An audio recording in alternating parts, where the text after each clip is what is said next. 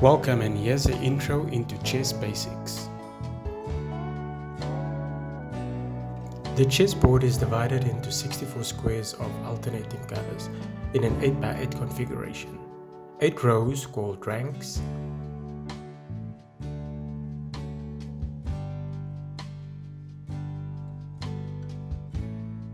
and 8 columns called files.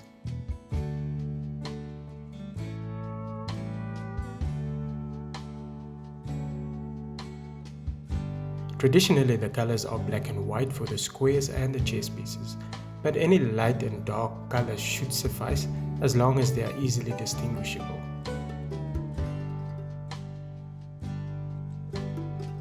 For the board to be in the correct orientation at the beginning of the game, each player must have a white square in the bottom right corner. Each player starts the game with the following pieces: 8 pawns, 2 rooks, 2 bishops, 2 knights, 1 king, and 1 queen. Each player gets to make one move per turn, with players alternating turns. The player who has the white pieces makes the first move. Each player starts the game with 8 pawns. The pawns are placed on the second rank. That's the second rank from the bottom for each player. A pawn can move 1 square per move, unless it's the first move, in which case it can move 2 squares.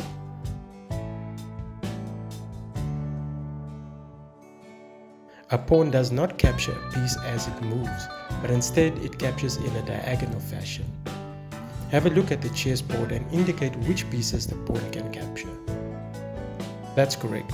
The pawn captures diagonally, so the following pieces can be captured.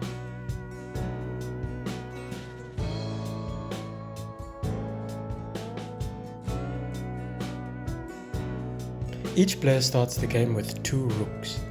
The rooks are placed on the first rank on the outer squares. That's the rank closest to the player.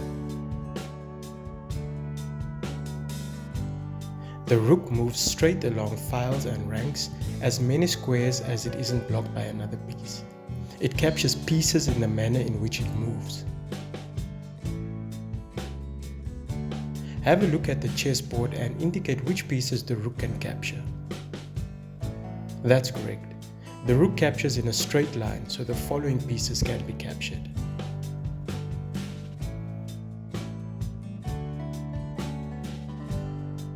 Each player starts the game with 2 knights. The knights are placed next to the rooks. The knight has a very peculiar manner of movement. It moves 1 square vertically, followed by 2 squares horizontally, or 2 squares vertically, followed by 1 square horizontally. The movement looks like an L shape.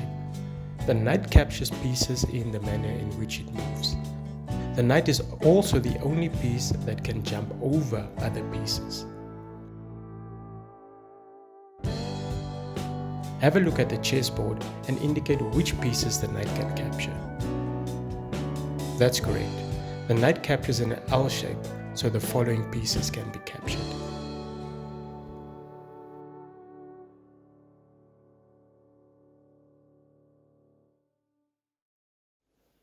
Each player starts the game with 2 bishops. The bishops start next to the knights. The bishops move in a diagonal fashion as many squares as it isn't blocked by another piece. That means a bishop that starts on a certain color remains on that color the entire game. It captures pieces in a manner in which it moves. Have a look at the chessboard and indicate which pieces the bishop can capture. That's correct. The bishop captures in a diagonal fashion, so the following pieces can be captured.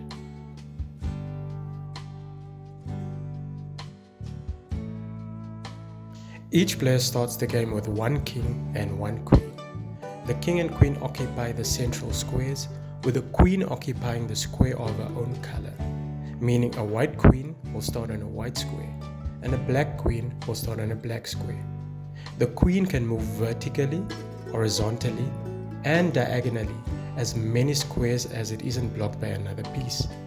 Have a look at the chessboard and indicate which pieces the queen can capture.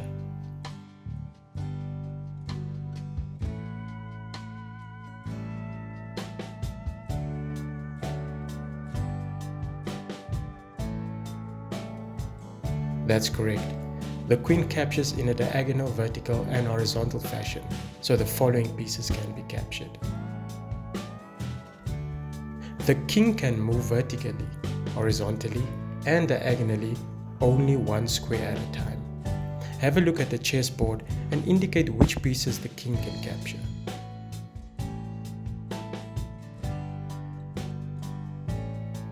That's correct. The king captures in a diagonal, vertical, and horizontal fashion, so the following pieces can be captured. Well, that's it for the basics at least. With these skills, you'll at least be able to start a game.